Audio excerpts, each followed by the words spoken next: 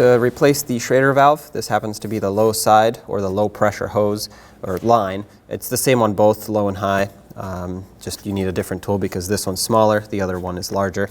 Either way, you want to start by having the AC system professionally drained, get all the refrigerant evacuated by a professional, and then you can perform this repair. You don't want to open this up with pressure in the system. Take off this dust cap, it just unscrews.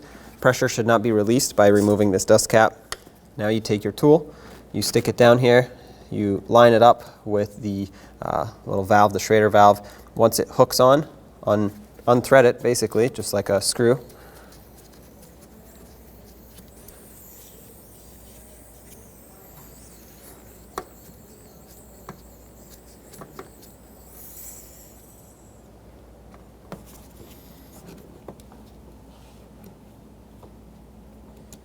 Okay, there it is.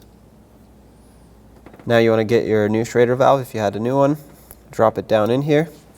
Obviously make sure there's no debris in the line, and then thread it in with the special tool. It should go in very easily. If not, that means it's probably cross-threading, and that's not a good sign. And once it bottoms out, that's bottomed out right here, I'm just going to give it a quarter turn, snug it. That's good. Put on the cap. And now you can drive down to your local shop and have the system professionally filled up with a machine. You want to make sure that you do it right because overfilling it or underfilling it can cause issues and can sacrifice performance of the AC system.